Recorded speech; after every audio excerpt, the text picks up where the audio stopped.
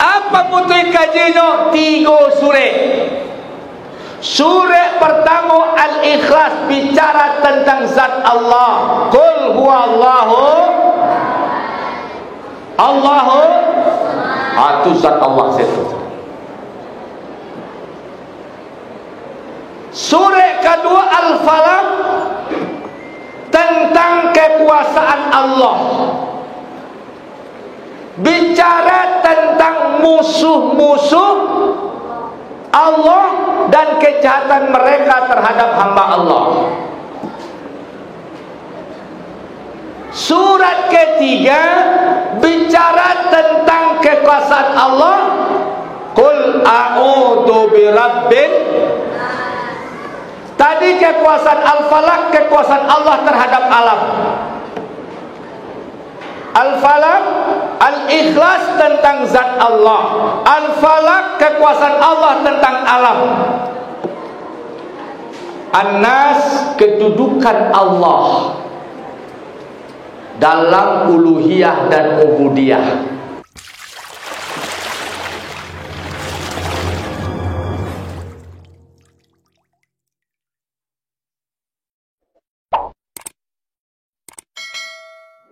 Warahmatullahi wabarakatuh.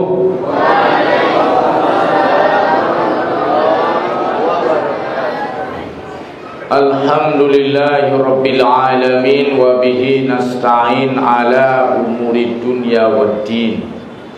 Asyhadu an la ilaha illallah wahdahu la syarika lah. Wa nahnu nashhadu anna Muhammadan abduhu wa rasuluh la nabiyya ba'da.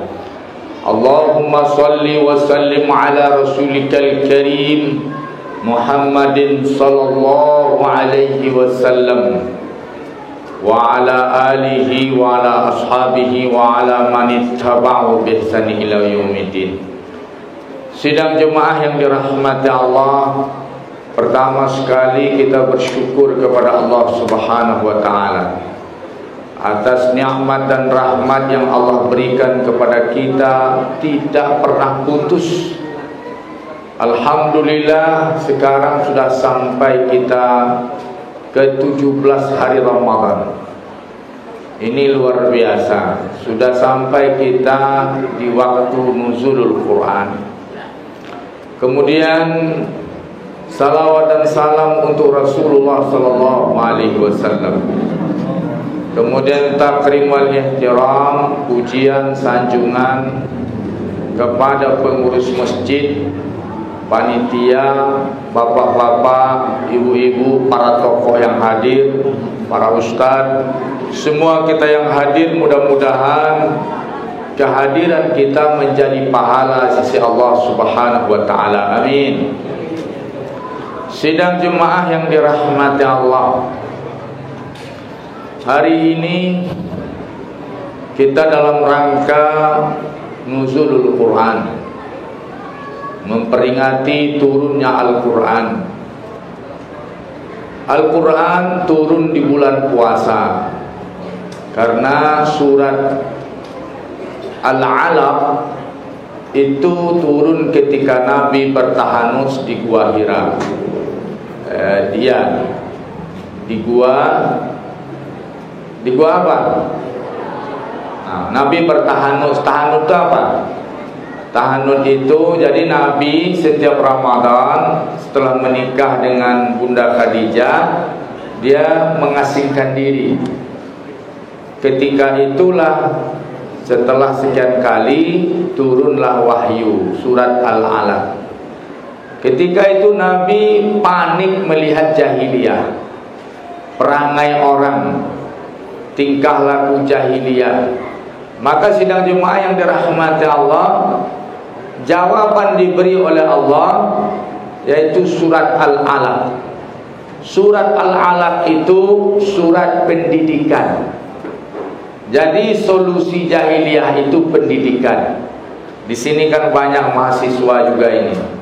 Jadi maka surat Al-Alaq diawali dengan Iqra, baca.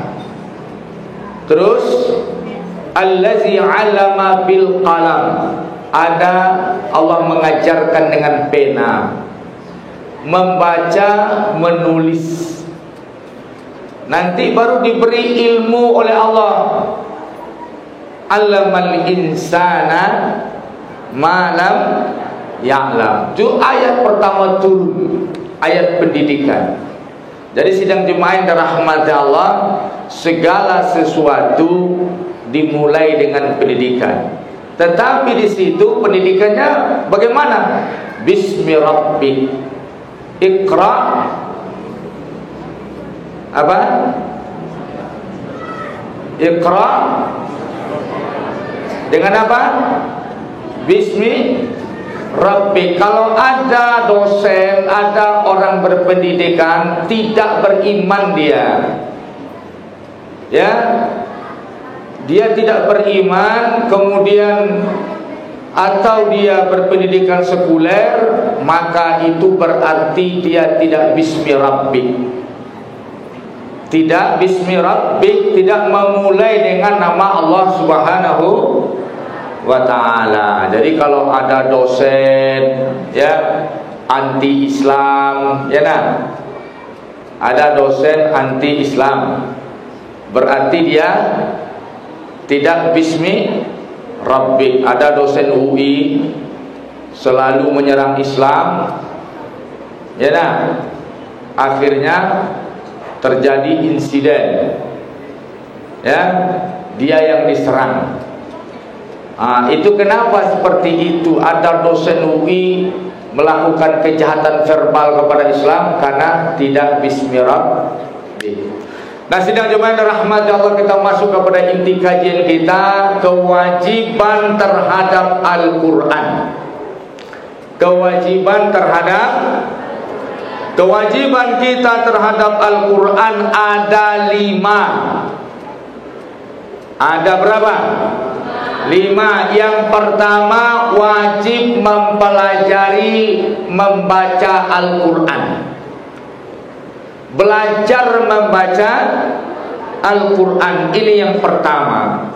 Ibu-ibu, belajar membaca Al-Quran tidak terbatas umur. Tidak mesti usia MDA, tidak mesti usia anak-anak. Kita yang tua-tua mesti belajar Quran terus, terutama Ummul Kitab. Surat Al-Fatihah jadi rukun sholat. Setelah dicek, banyak jemaah yang bacaan Al-Fatihahnya tidak sempurna. Ini masalah pertama ini. Kalau Al-Fatihah bacaannya bermasalah, maka sholatnya juga bermasalah. Kenapa? Karena Al-Fatihah rukun sholat. Al-Fatihah rukun sholat. Apa beda rukun dengan yang lain? Rukun kalau rusak, rusak ibadah.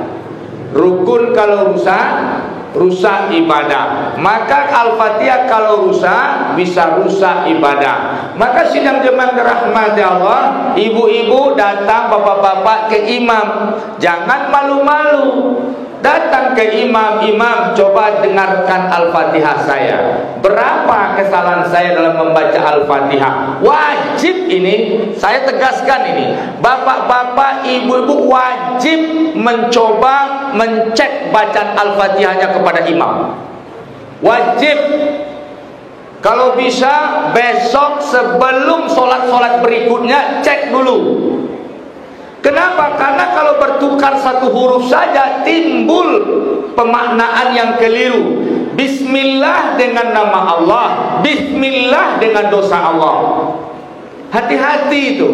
Iyyaka dengan tasdid tak, atau hilang tasdidnya. Iyyaka itu baik, itu terlangsung bergeser maknanya. Iyyaka hanya kepada Engkau ya Allah. Jadi sidang jemaah yang dirahmati Allah, wajib bapak-bapak, ibu-ibu cek kembali bacaan Al-Fatihahnya kepada imam masjid kita ini. Setuju?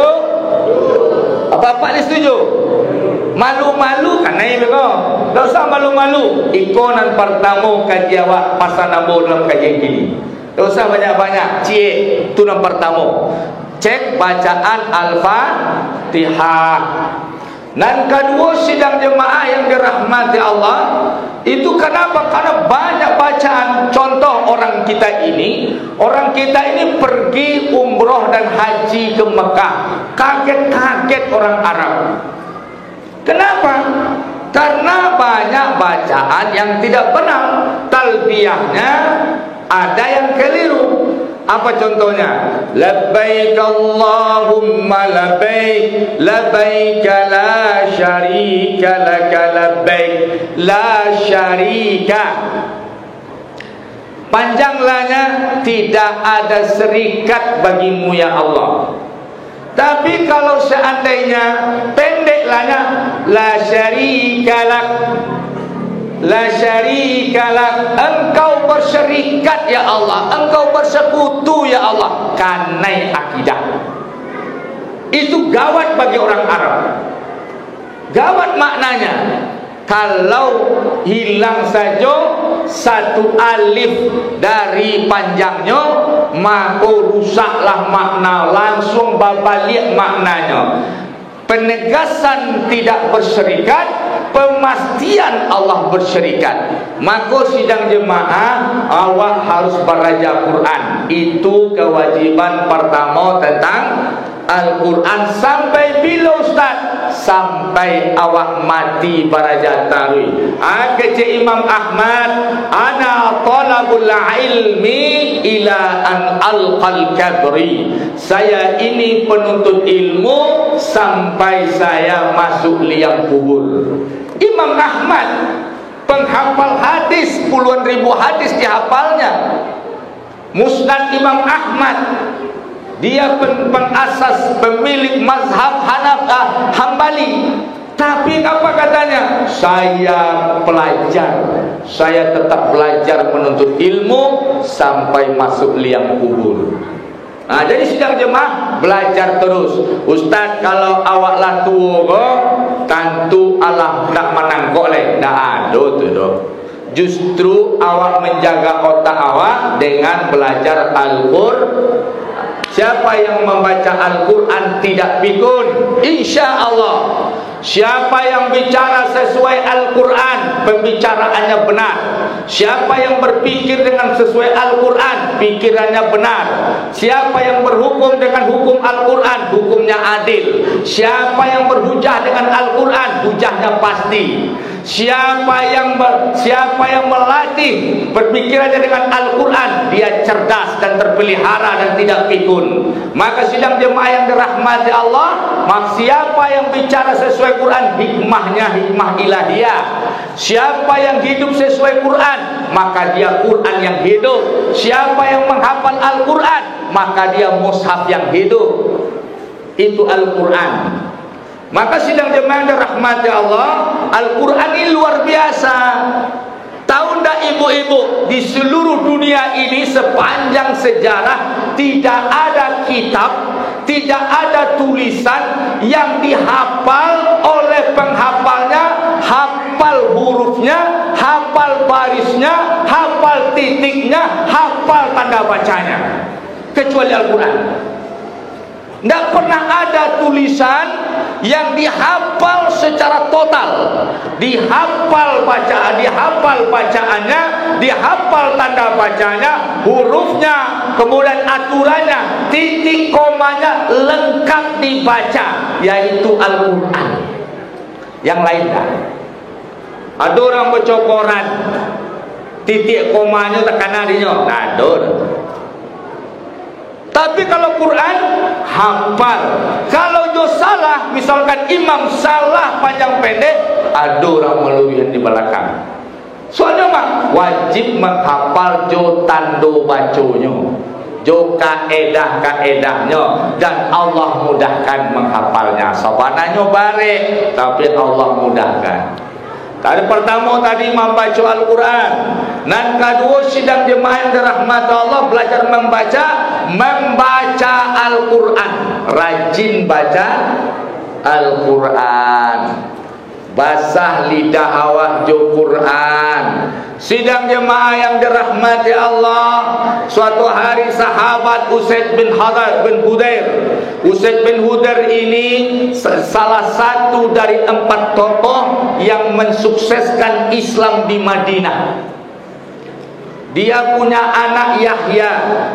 Dia hobinya berjihad, berperang dan baca Quran. Dia ini bacaannya merdu.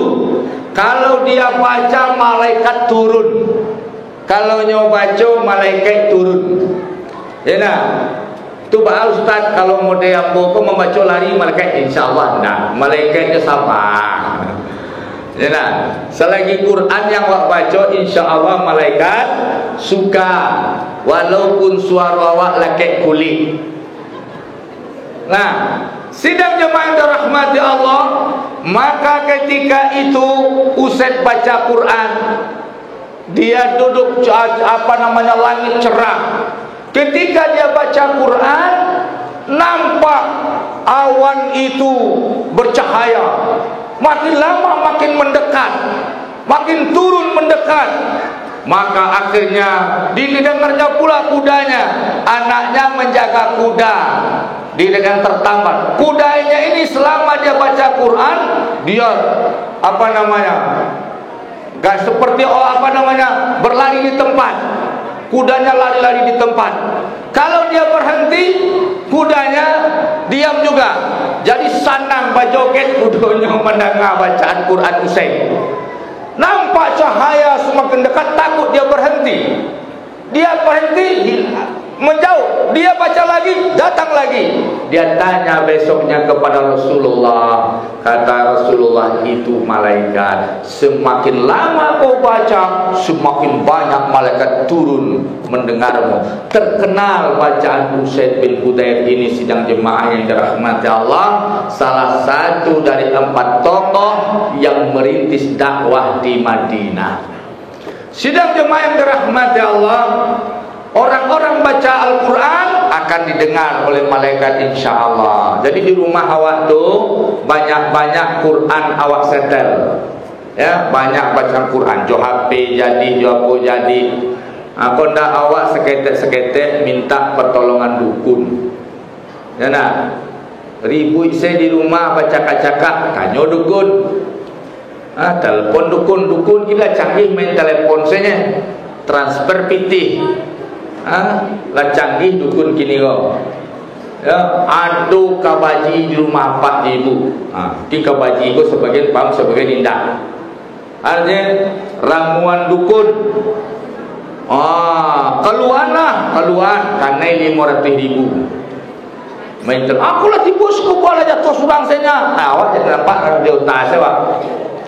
Sidang jemaah baca Quran. Kalau Quran dibaca di rumah, setan-setan yang jahat lari. Maka ketika itu malaikat datang, jin muslim memagari rumah kita. Ketika kita setel Quran, jin muslim membentengi rumah kita, memagari. Setan-setan pada lari, malaikat pada masuk ke rumah kita, malaikat rahmat. Maka sering-sering setel Quran di rumah, apalagi di bulan puasa. Jangan lepas Quran dari tangan kita. Sidang jemaah yang dirahmati Allah, membaca Quran. Hamba Allah yang dirahmati Allah dikatakan, khairukum man ta'allamal Quran wa 'allamah. Sebaik-baik kalian yang mengajarkan Quran, yang belajar Al-Quran dan mengajarkannya. Ada sahabat namanya Khubayb bin Adi. Rasulullah didatangi oleh utusan suatu kampung, meminta orang-orang yang akan mengajarkan Quran di kampung mereka. Diutuslah 10 orang. Ketika sampai antara Mekah dan di dekat-dekat ke Mekah, maka ketika itu orang Mekah mengintai. Salah satu yang ditarget adalah Khubayb bin Adi, karena dia membunuh tokoh Mekah ketika perang Uhud. Maka ketika itu sidang jemaah yang dirahmati Allah, singkat cerita dibunuhlah 9 orang, tinggal 1 orang, Khubayb bin Adi. Maka Khubayb bin Adi ini disiksa, seorang pengajar Al-Quran. Pertama sidang jemaah disaksikan oleh mereka ketika dia dipasung, disandra, dipenjarakan dulu. Maka datang malaikat hadir di tempat dia, buah-buahan yang tidak ada waktu itu di Mekah. Kok ada buah itu di situ? Dia nggak ada orang yang tahu seluruhnya apa, Nabi nggak tahu. Dia dipenjara oleh kafir Quraisy. Tiba-tiba di sebelahnya banyak buah-buahan yang tidak musim di Mekah ketika itu. Dibawa, diantarkan buah dari surga. Ahli Quran, buah dari surga. Maka sidang jemaah yang dirahmati Allah, dia pinjam pisau. Orang yang tadi tidak mau meminjamkan pisau, tuan rumah tidak mau, dia khawatir nanti pisau digunakan membunuhnya. Tapi mereka menyaksikan ada buah-buahan yang tidak ada di Mekah waktu itu. Kok ada? Itulah buah-buahan dari surga. Maka singkat cerita, disiksa, kemudian dia mau dibunuh, minta izin sholat 2 rakaat, diberi izin sholat 2 rakaat, kemudian sidang jemaah yang dirahmati Allah. Maka ketika itu dia diizinkan dan akhirnya dibunuh. Sebelum dia dibunuh, dia berdoa kepada Allah, ya Allah, tolong beritahu Rasulullah kalau aku nanti dibunuh oleh mereka. Ya Allah, jangan sampai dagingku disantap oleh burung-burung bangkai. Sidang jemaah, akhirnya dia dibunuh, disalib. Itulah orang Islam yang pertama kali dibunuh, disalib, ditaruh di tengah padang pasir, dijaga ketat. Tahu Rasulullah, Jibril datang beritahu Rasulullah. Maka kata Rasulullah, siapa yang akan membebaskan jenazah Khubayb bin Adi, maka menunjuklah 2 orang terkemuka yang kuat-kuat ketika itu, pergi ke sana membebaskan jenazahnya, kemudian dikuburkan. Sampai hari ini tidak diketahui di mana jenazah kuburan Khubayb bin Adi. Ahlul Quran yang langsung dihidangkan Allah makanan dari surga. Jadi sidang jemaah cintai Quran, rajin membacanya. Jadi kewajiban kedua tadi banyak baca Quran. Ada dulu wanita di zaman pendahulu sabiqul awwalun, dia tidak mau bicara kecuali memakai ayat. Dia memakai ayat yang sesuai dengan pembicaraan orang. Sidang jemaah yang dirahmati Allah, saking dia, kalau diajak dia bercanda ngomong, dia nggak mau. Lebih baik saya berbincang dengan Allah daripada dengan kalian. Apa maksudnya? Dia baca Quran, dia berbincang dengan Allah Subhanahu wa ta'ala. Sidang jemaah yang dirahmati Allah, kewajiban ketiga tadabbur Quran. Sudah membaca, pahami maknanya. Tadabbur Quran. Banyak hari ini orang membaca Al-Quran tapi nggak paham makna Quran, nggak paham isi Quran. Kadang-kadang dia perangainya jauh dari Quran. Tadabbur, afala yatadabbaruna Al-Quran. Apakah kalian tidak mentadaburi Al-Quran? Apa maksudnya mentadaburi? Gali maknanya, bukan sekadar baca artinya, gali maknanya. Setelah kita gali, kita jiwai.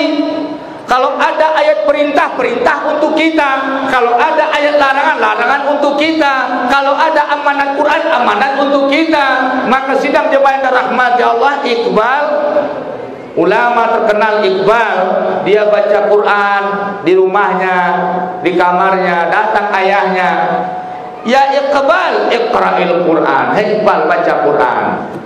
Heran dia, lagi baca ya. Tapi ayahnya berlalu lagi. Besok dia lagi baca, datang lagi, ya Iqbal, Iqra'il Quran, baca Quran. Lagi baca ya, lagi baca, ayahnya pergi lagi. Berulang-ulang, akhirnya dia tanya, ya ayah, saya kan lagi baca. Kenapa ayah selalu katakan begitu? Katanya, ya Iqbal, sesungguhnya Al-Quran itu harus turun ke hatimu. Kalau ada ayat perintah-perintah untukmu, kalau ada ayat larangan-larangan untukmu, jiwai Al-Quran. Jadi sidang jemaah yang dirahmati Allah, tadabburi, pelajari, dalami, dan jiwai. Hamba Allah yang dirahmati Allah, yang keempat, mengamalkan Quran.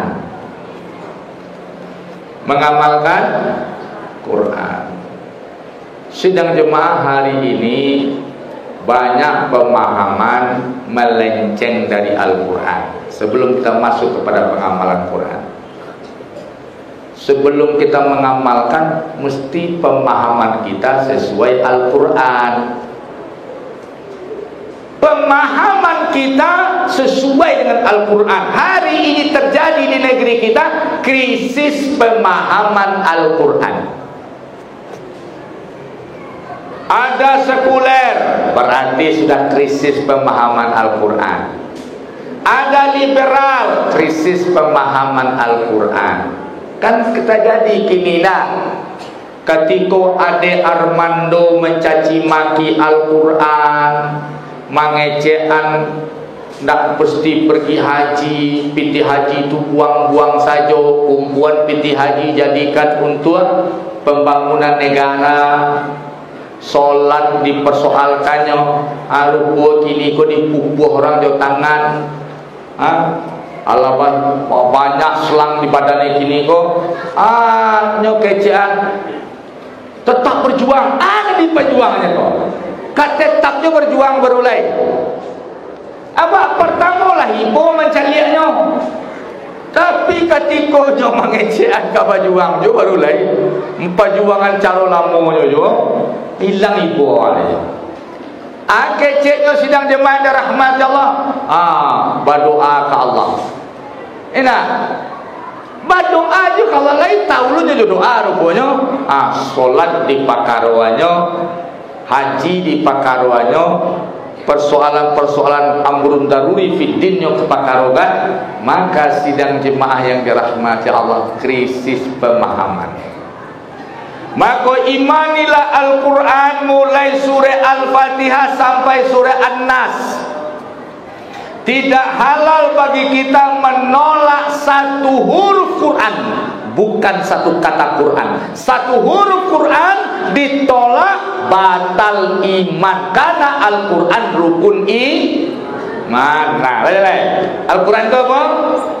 Rukun satu kata, jangankan satu kata, satu huruf Anda tolak dari huruf Quran, batal iman Anda kepada Quran. Kalaulah batal rukun iman Anda, batal keislaman Anda. Karena rukun itu kunci sah dan batal. Yang rukun itu apa?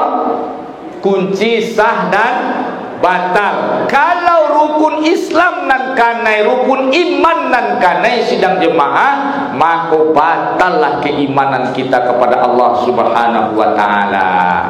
Iko pantiang sidang jemaah, pantiang. Nah, hamba Allah yang dirahmati Allah, maka mesti kita mengimani yang baik apa yang baik menurut Al-Quran, yang buruk apa yang buruk menurut Al-Quran, yang salah apa yang salah menurut Al-Quran, yang betul apa yang betul menurut Al-Quran, yang hak adalah yang hak menurut Al-Quran, yang batil apa yang batil menurut Al-Quran, yang sesat apa yang disesatkan Al-Quran, yang benar apa yang dibenarkan oleh Al-Quran.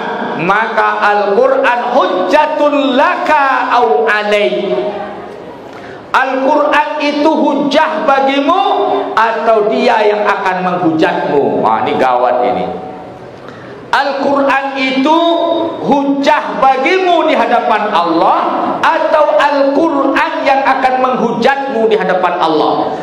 6.666 ayat yang berdiri nanti di hadapan Allah menghujatmu.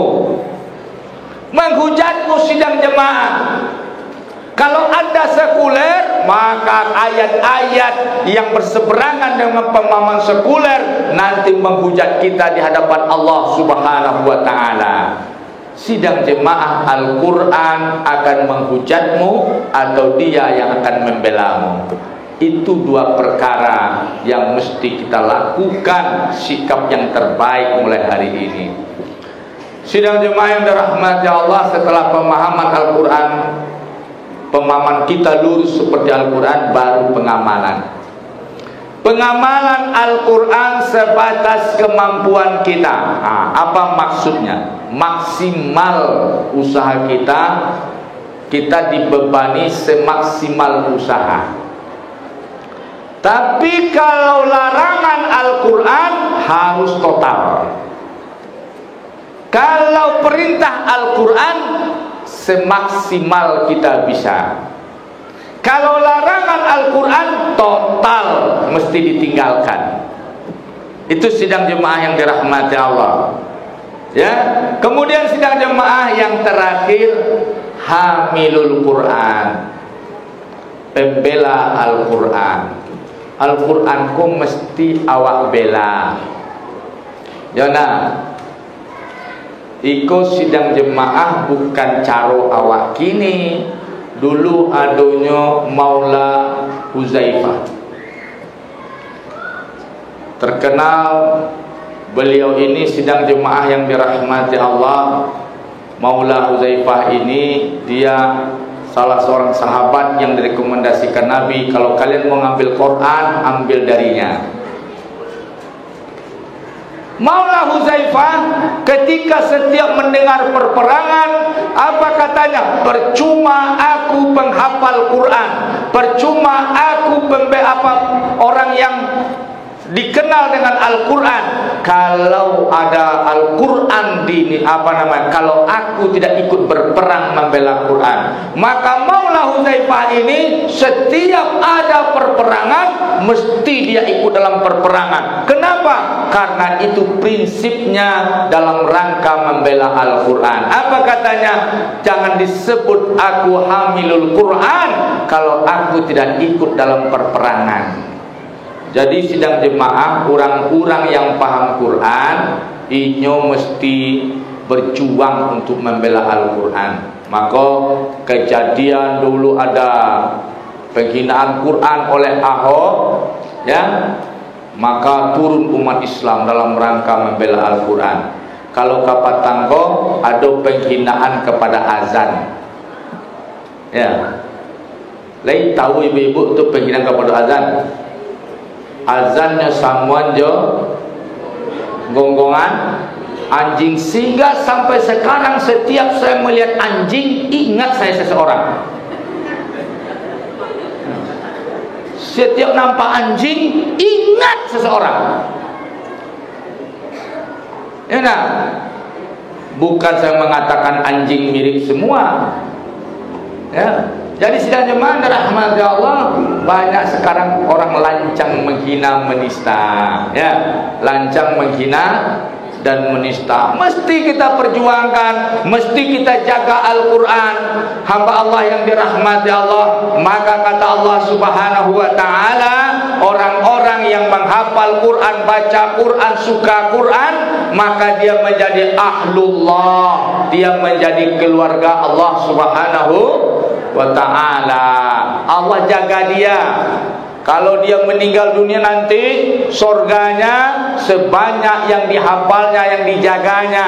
Warattilil Quran, bacalah Al-Quran, wartaqi, langkahkan kakimu ke atas. Dibaca Quran, naik dia tangga surga, tongga surga, sampai habis hafalannya, terhenti, disitulah derajatnya di surga. Luar biasa itu sidang jemaah. Ya, jadi sidang jemaah, maka Al-Quran bagi kita segala-galanya. Al-Quran bagi kita segala. Kita berbisnis sesuai Al-Quran. Kita jaga halal dan haram. Kita jaga halal dan...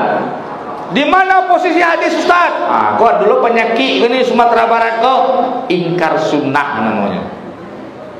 Ya, jamaah Qur'ani. Rancak bunyinya. Jamaah Qur'ani, Quran senyum. Sunnah ndak ada. Ingkar sunnah. Ambo nak mungkin lo bapaknya panjang dalam masalah tu. Sunnah tu adalah bagian dari Al-Quran.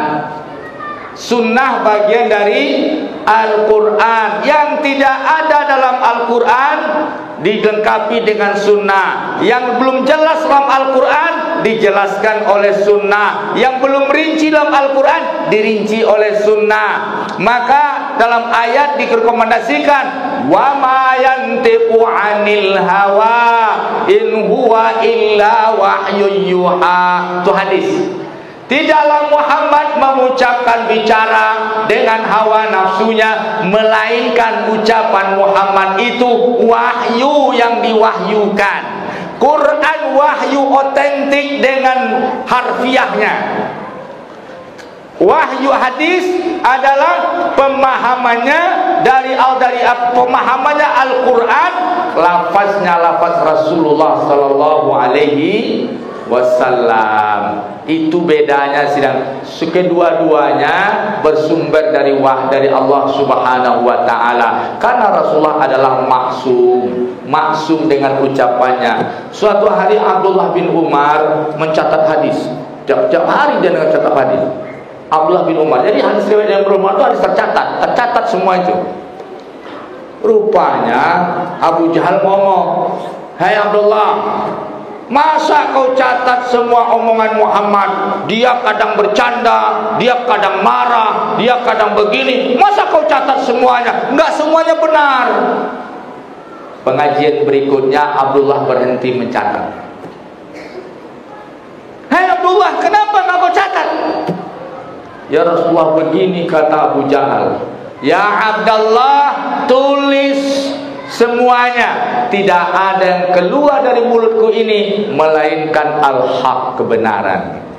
Itulah ayat wa ma yantiqu 'anil hawa in huwa illa wahyu yuha. Sidang jemaah yang dirahmati Allah, kalau ibu-ibu, bapak-bapak tadabburi Al-Quran baru tahu kita hebatnya Quran ini. Apa contohnya? Ayat surat pembuka, surat penutup itu berkolerasi. Susunan surat itu tersambung. Ayat demi ayat, apalagi surat demi surat tersambung. Apa contoh? Al-Fatihah itu bicara masalah akidah. Surat pembuka. Surat penutup ada 3. Qul huwallahu, surat Ikhlas, surat Al-Falaq, surat Sidang jemaah yang dirahmati Allah, surat Al-Ikhlas bicara tentang zat Allah. Kau pemutih kaji kau di ujung Quran. Nah di ujung kau berarti khatam kau dah. Putih kajian dah. Apa putih kajian? 3 surah. Surah pertama Al-Ikhlas bicara tentang zat Allah. Qul huwallahu Allahu, itu zat Allah itu. Surah kedua Al-Falaq tentang kekuasaan Allah. Bicara tentang musuh-musuh Allah dan kejahatan mereka terhadap hamba Allah. Surat ketiga bicara tentang kekuasaan Allah. Qul a'udzu birabbin. Tadi kekuasaan Al-Falaq, kekuasaan Allah terhadap alam. Al-Falaq, Al-Ikhlas tentang zat Allah. Al-Falaq, kekuasaan Allah tentang alam. An-Nas, kedudukan Allah dalam uluhiyah dan ubudiyah. Qul a'udzu birabbil nas. Allah yang menciptakan manusia. Malikin nas. Allah sebagai raja, kedudukannya sebagai ilahin nas, pengatur, pembuat hukum. Jadi kesimpulannya, Quran kola yang mengatur kerajaan Allah. Itu pasal terakhir Quran. Sudah tu dijelaskan, kalau ikut kekuasaan Allah mau diwujudkan, muncul dua musuh, manusia dan jin. Jin kerjanya merusak hati, menyesatkan secara gaib manusia dengan kejahatan. Maka sidang jemaah yang dirahmati Allah dimulai dengan surat Tauhid, ditutup dengan surat Tauhid. Itu contoh. Masuk ke Al-Baqarah. Al-Baqarah sidang jemaah ayat pertama huruf muqata'ah. Huruf muqata'ah yaitu tata bahasa di luar kemampuan manusia. Dulu penyair-penyair itu adalah kaum yang sangat dikagumi. Hilang kekaguman orang kepada penyair. Alif lam mim, huruf muqata'ah. Terus dalikal kitabu, itu ayat jaminan garansi terhadap kebenaran Quran. Jadi sabalun awak menyelami Quran, lah ditanamkan keyakinan oleh Allah bahwasanya Al-Quran ini benar seluruh isinya, digaransi oleh Allah. Jika anda bicara masalah alam gaib, sorga neraka, anda ragu, ingat Allah telah menggaransinya di awal surat. Allah bicara tentang kisah Zulkarnain, Allah bicara tentang kisah Ashabul Kahfi yang tidur 300 tahun lebih. Benar apa tidak? Benar. Kenapa? Karena itu sudah digaransi oleh Allah Subhanahu wa ta'ala. Cuba kalau ayat yang tadi zalikal kitabu talatak di ujung. Jadi sidang jemaah yang dirahmati Allah, Al-Quran itu luar biasa. Kalaulah mampu musuh Islam melumpuhkan Quran, pastilah melumpuhkan Quran saja dulu. Tapi Allah kumpul seluruh orang-orang yang anti-Islam sedunia sepanjang zaman, tidak pernah mampu dia melumpuhkan Al-Quran. Sidang jemaah yang dirahmati Allah, mudah-mudahan kita ini adalah orang-orang yang menjadi ahlul Quran. Amin.